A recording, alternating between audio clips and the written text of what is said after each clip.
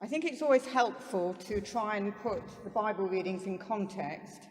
So our Old Testament reading happens just after the birth of Ishmael, but before the birth of Isaac. God has already called Abraham out of Haran and into Canaan. And this was the first sign of Abraham's faithfulness to God, that he was prepared to leave the place where he knew and go somewhere new in response to God's call. This was also the first time that God had told him that he would have many descendants, even though he and Sarai were old.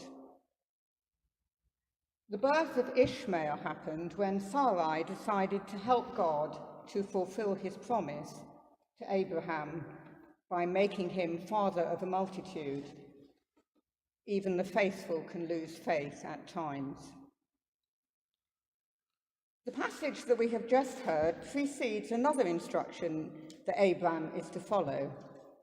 He is to circumcise every male in his family as a sign of the covenant between God, Abraham and his descendants. When this is done, Abraham is to change his name to Abraham, and Sarai's name is to be Sarah. A name change by God is always significant, and the change of Abraham's name means that he is no longer High Father, but the father of multitudes. Of course, Abraham is already a father, but God is quite clear that the son he is telling Abraham about will be born to Sarai. Hagar, Ishmael's mother, was a slave, but Isaac will be born to his wife. Sarai's name means quarrelsome, and certainly there are some aspects that you can see of that in Sarai's life. But Sarah means woman of high rank or princess. In Old Testament times and New, a barren woman was often believed to have been slighted by God. Women had limited roles, but could at least give birth to the next generation.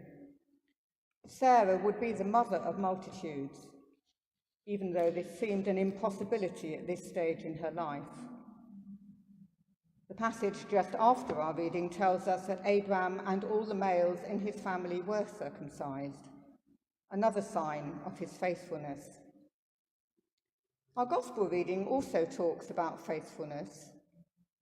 Rather untypically, some Pharisees have come to Jesus and warned him to get away from Jerusalem because Herod wants to kill him. This tells us that, as is often the case, not everyone should be tarred with the same brush. Some of the Pharisees cared about Jesus and seemed to be supporting him, and indeed people like Nicodemus came and talked to him initially in the dark, but subsequently was prepared to show that he did care about Jesus after he'd been crucified. The warning about Herod was hardly new news. He had a bit of a reputation for killing anyone he didn't like, and Jesus' response was to call him a fox, which was used as a symbol of a worthless and insignificant man. Truly, Jesus was dicing with death with this declaration. And this fox was almost certainly very keen to trap Jesus and get rid of this man who would be king of the Jews. But Herod was a puppet king who had no real power, although he did have enough authority to cause malicious destruction when he chose. To Jesus, who knew he had no real power, Herod was no threat.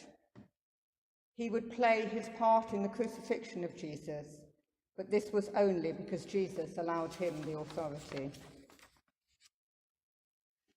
The image of Jesus as the mother hen reminds us that Jesus wished and wishes to protect his children from all that is bad. He was not concerned for his own safety and the number of enemies that he was making along the way. He was not going to disappear into a bolt hole and wait until the coast was clear before re-emerging. He had a job to do, and he wasn't going to run away from Herod, and he wasn't going to allow him to interfere with his work of casting out demons and healing people.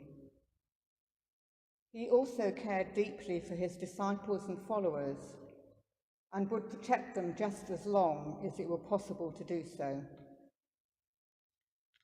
Ultimately, Jesus knows that Jerusalem is where he must stay. Jerusalem is a place that he loves because he is a Jew, and it is where the temple was, and it was God's city.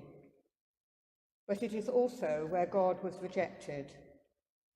Jerusalem, Jerusalem, the city that kills the prophets and stones those who are sent to it.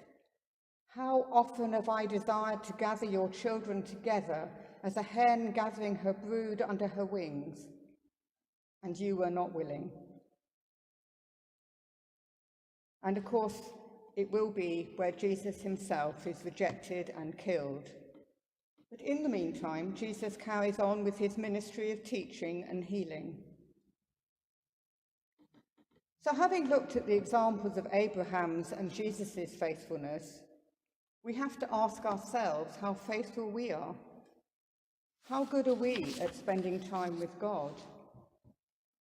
Are we light and salt in a dark world? Or do we come to church once a week and then get on with our lives, allowing God little or no time to challenge us?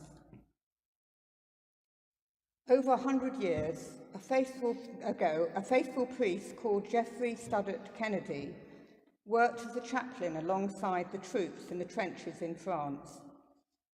He was known as Woodbine Willie because alongside the spiritual support and care he offered, he gave out cigarettes. He wrote this poem. When Jesus came to Golgotha, they hanged him on a tree. They drove great nails through hands and feet and made a Calvary. They crowned him with a crown of thorns. Red were his wounds and deep, for those were crude and cruel days, and human flesh was cheap. When Jesus came to Birmingham, they simply passed him by. They would not hurt a hair of him. They only let him die. For men had grown more tender, and they would not give him pain. They only just passed down the street and left him in the rain. Still Jesus cried, "Forgive them, for they do not know what they do." And still it rained the winter rain that drenched him through and through. The crowds went home and left the streets without a soul to see. And Jesus crouched against a wall and cried for Calvary. I grew up in Birmingham, so this speaks particularly to me, but it is not specifically a Birmingham problem. It could just as easily be Epping or Kensington in this poem, which speaks of ignoring the cross and all that it means. And Jesus is ignored by the majority of people in the UK. But if we are faithful, we will remember Calvary in all its awfulness and all its redemptive power. And we should want to tell others that God loves them more than they can begin to imagine. Lent is a time where we are encouraged to concentrate on what we believe in different ways. But ultimately, it draws us to Passiontide and Holy Week to relive the story of our salvation.